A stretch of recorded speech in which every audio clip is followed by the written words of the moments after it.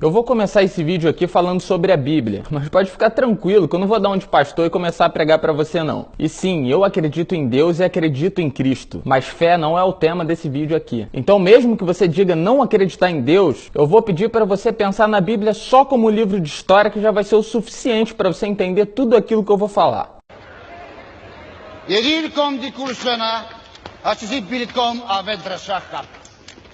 Kiam anakna nakaksim beit esurin.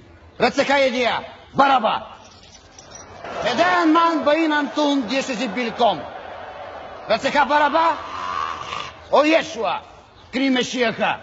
Hula Meshiacha. Hulame. Uchalel.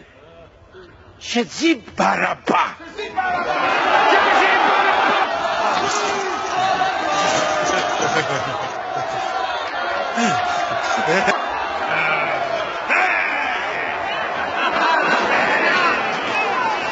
Ma bayin avut. Im Yeshua anzaret. Yitztalem.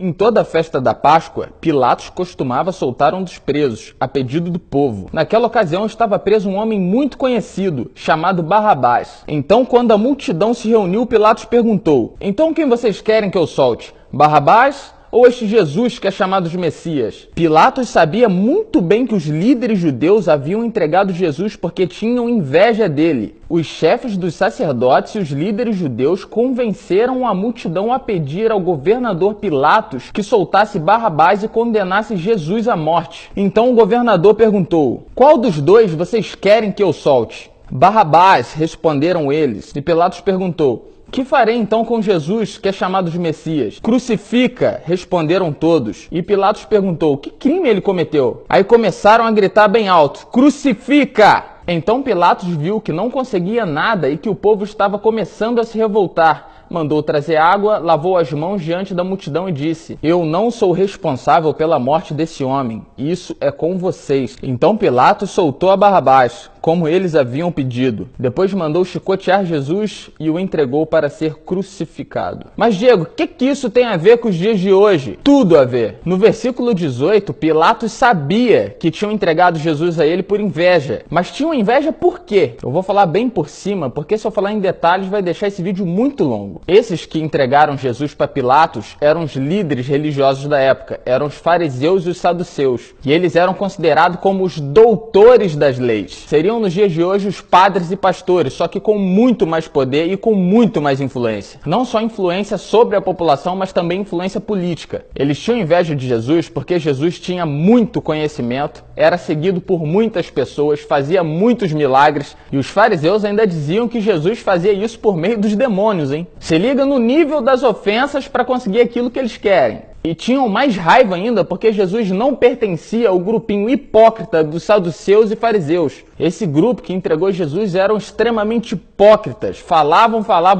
de leis, mas eles não viviam nada daquilo que eles falavam. E quando esse grupinho se deparou com alguém que era a verdade, que dizia a verdade, que mudava a vida das pessoas através da verdade, sentiram ódio, inveja e o crucificaram. E como diz o texto, eles conseguiram essa crucificação manipulando a massa. Os chefes dos sacerdotes e os líderes judeus convenceram a multidão a pedir ao governador Pilatos que soltasse Barrabás e condenasse Jesus à morte. E como eles eram poderosos e influentes, eles usaram disso para manipular o povo. Aí quando Pilatos perguntou: "Tá, mas que crime que ele cometeu?" Aí eles não tinham resposta, eles gritavam: "Crucifica, crucifica, crucifica!" Aí soltaram Barrabás e escolheram um bandido ao invés de escolher a verdade. E ainda zombaram da verdade. Rosa pulcherrima. Aspigite illum, regem verbum. Ave, rex verminosus, ave. Homo regalis! Aí eu te pergunto, a população mudou em quê daqueles tempos pra cá? Hein? Nada. O povo continua sendo manipulado por quem tem poder. Tô falando de político, tô falando de pastor, tô falando de padre, de poder no geral. O povo continua sendo usado como massa de manobra para realizar os objetivos de quem está no poder. Quando a população tem nas mãos o poder de escolha entre mentira e verdade, eles preferem crucificar a verdade. Se a gente tivesse ouvido o Dr. Enéas anos atrás, o Brasil não tava o caos que está hoje. Não teríamos os milhões de desempregados que temos hoje. Não teríamos mais de 60 mil mortes como temos hoje. Não teríamos que ficar vendo um condenado em segunda instância em liberdade. O Dr. Enéas era médico e recebeu o título de mestre em cardiologia. Ele era filósofo, matemático, físico, professor, escritor, militar. Se eu tivesse que falar sobre todos os cursos do Enéas aqui, eu ia fazer um vídeo só para ele. E a mídia debochava, ridicularizava, fazia ele de piada, chamavam de fascista, de maluco, de autoritário, tratavam ele como um completo retardado. A minha pergunta é para o candidato Enéas Carneiro. Essa figura exótica que aparece na vida política do país de 4 em 4 anos como um meteoro eleitoral. O senhor tem defendido posições autoritárias como o centralismo e o Estado forte. O senhor tem demonstrado preconceito contra os que não têm diploma, contra os que não têm curso superior, como mostrou no debate passado ao atacar Lula por não ter curso superior. O senhor tem defendido posições ultranacionalistas. O senhor grita como um alucinado. O senhor é fascista? Meu nome é Teodomiro Braga.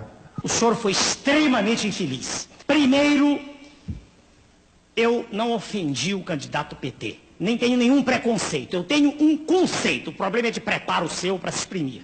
Eu tenho... Um minutinho, por favor.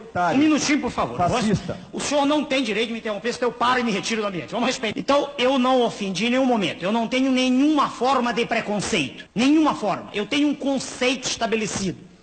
Para se dirigir um país, para se ter sob o seu comando a direção de uma nação continental como o Brasil, é fundamental que se tenha preparo. Eu detesto esta situação em que a nação brasileira se encontra, de absoluta desordem, em que não se respeita a coisa nenhuma, em que os senhores da imprensa têm o poder total, como o senhor acabou de mostrar agora me interrompendo, em que os valores cívicos estão sendo todos lançados no ralo, em que não há mais na nação nenhum sentimento de respeito à família, porque no horário nobre passam cenas de lascívia, de sexo quase explícito, com a conivência dos diretores, e ninguém se preocupa em perguntar para um pai de família se ele gosta disso. As suas expressões traduzem apenas a incompreensão do senhor de um sentimento que eu represento, de uma insatisfação coletiva da nação, para com toda essa farsa que existe. E como a gente não tinha internet como a gente tem hoje, toda a opinião da população era formada pela manipulação da imprensa. Ao invés de escolher Enéas, escolheram Lula. Como uma população escolhe Lula e Dilma como presidente do país? Então, você não está estudando nada? Não.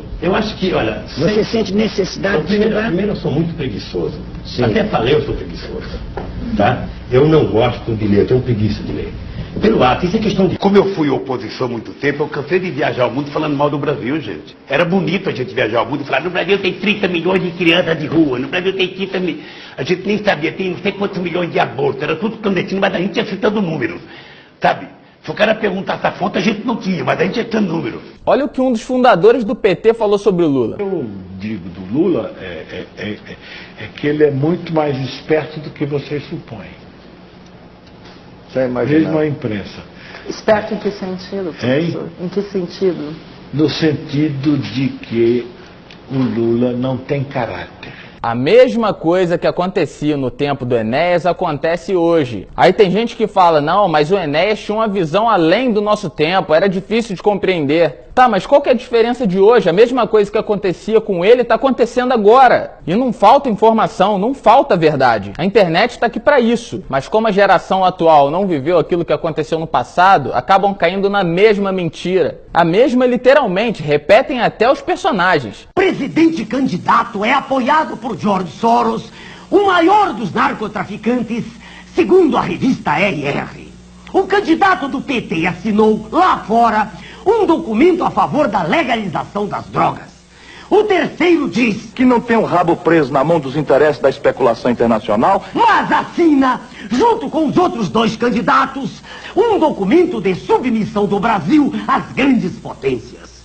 O senhor quer ver seu filho comprando cocaína na porta da escola? Pessoas de mentira, pessoas falsas, pessoas que não prestam, sempre vão se incomodar quando estiverem se deparando com a verdade. Infelizmente, o mundo está tomado de pessoas que não prestam. E fica muito mais fácil identificar quem são essas pessoas quando elas têm poder. E em 2018, a história se repete. Bolsonaro é tratado da mesma forma que tratavam Enéas anos atrás. É o mesmo filme, o mesmo jogo sujo. Fascista, machista, antiquado, retrógrado, autoritário, nazista, ridículo. Mas nunca apresentam provas das acusações. Só sabem gritar, crucifica, crucifica! Como sempre foi, né? E você que questiona o temperamento do Bolsonaro por ser nervosinho, aprenda o seguinte: sempre que pessoas verdadeiras estiverem debatendo contra a mentira, o tom vai ser explosivo. Corrupção não se debate com sorriso. Não se combate criminosos com amor. Enéas era assim, Bolsonaro é assim. Quando eu falo de bandido, eu falo assim. O próprio Jesus, que era a definição do amor em pessoa, quando ele ia falar com esses hipócritas fariseus,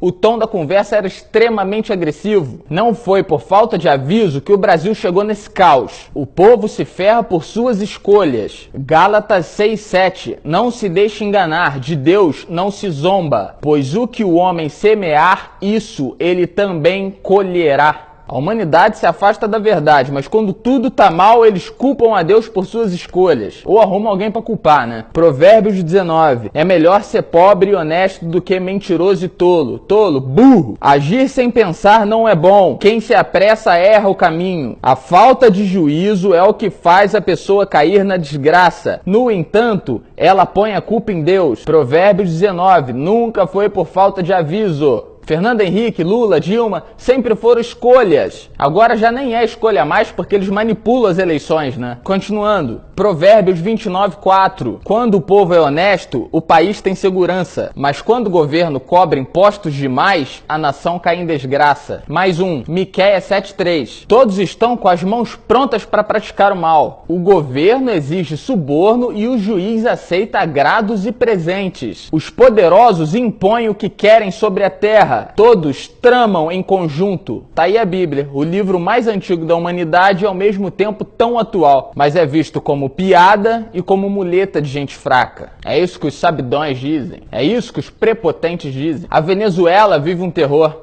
a Síria vive um terror. Só esse ano já foram 500 crianças mortas na Síria. E o Brasil não é diferente, o Brasil também vive um terror. São mais de 60 mil pessoas mortas ao ano. E quando você vê a Venezuela e vê a Síria, você se pergunta, mas será que ninguém vai se voltar contra esses ditadores? Salomão falou sobre isso 450 anos antes de Cristo. Salomão disse o seguinte: virei e vi todos que estavam sendo oprimidos debaixo do sol. Vi as lágrimas dos oprimidos e não havia quem os consolasse. De um outro lado estava o poder dos seus opressores e não havia quem o pudesse confrontá-los. São mais felizes os que já morreram do que aqueles que ainda vivem. E melhor do que ambos é aquele que ainda nem nasceu, aquele que ainda não viu as obras más que se fazem debaixo do sol. De um lado, os oprimidos, a população que se ferra com um governo ditador, e do outro lado os ditadores, que têm um poder tão grande que não há quem os possa confrontar. Essa é a nossa realidade hoje. Até quando você vai se deixar manipular? Até quando você vai escolher crucificar a verdade? Compartilhe esse vídeo, curta a página, se inscreva no canal e até a próxima. Sabe, porém, isto, que nos últimos dias sobrevirão tempos difíceis, porque haverá homens amantes de si mesmos, avarentos, presunçosos, soberbos, blasfemos, desobedientes a pais e mães, ingratos, profanos, sem afeto natural, irreconciliáveis, caluniadores, incontinentes, cruéis, sem amor para com os bons.